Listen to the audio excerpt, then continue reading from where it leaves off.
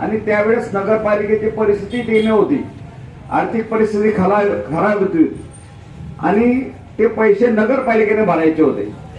मग भाऊंनी त्यांना विनंती केली आणि त्या दिवशी दुसऱ्या दिवशी त्या ठिकाणी प्रधान सचिव, वीज मंडळाचे कार्यकारी अभियंता आणि सर्व अधिकारी त्या ठिकाणी बोलवले आणि सांगितलं दादानी की ही क वर्ग नगरपालिका आहे, हिला 38 लाख रुपये आजच्या आज तिला रिलीव्ह करा.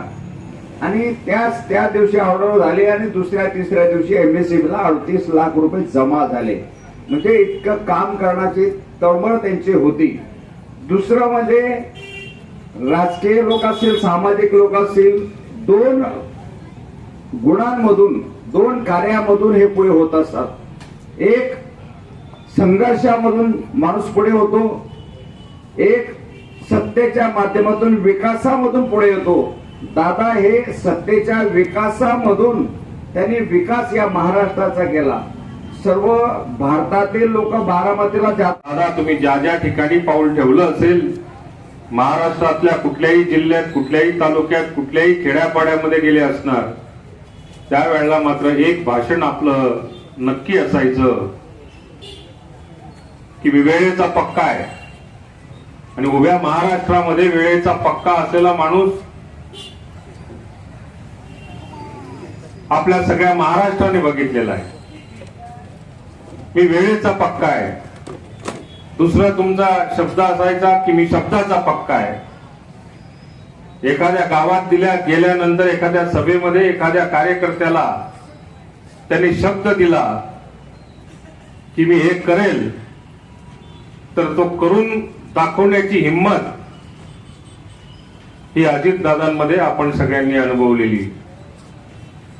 पण या सगळ्या परिस्थितीवर दादा, तुम्ही मात्र यावेळी मात्र वेळ काही तुमची पाळली नाही.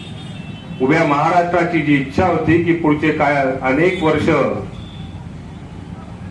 आपण राहिले पाहिजे होतो, आणि ती वेळ आपण चुकून आज आमच्या मधनं निघून गेलेले आहेत. उभ्या महाराष्ट्रामध्ये कानाकोपऱ्यातल्या सर्वसामान्य नागरिकाला दादा हेही वाटायला लागलं की मी शब्दाचा पक्का आहे, पण तोही शब्द आता कुठेतरी खोटा ठरला की तुम्ही शब्दाचे पक्के होते.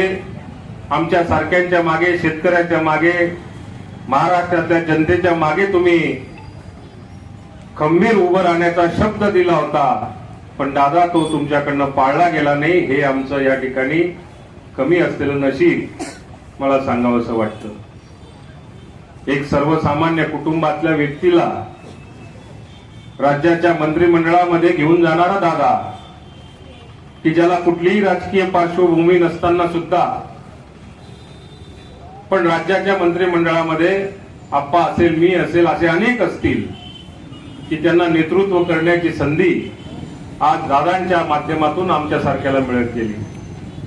उभ्या महाराष्ट्रामध्ये ज्यावेळेला सगळीकडे जायला मिळतं, दादा ज्या गावात गेले असतील त्या गावामधला कुठला ना कुठला विकासाचा जो मुद्दा असेल किंवा कुठलं ना कुठलं विकासाचं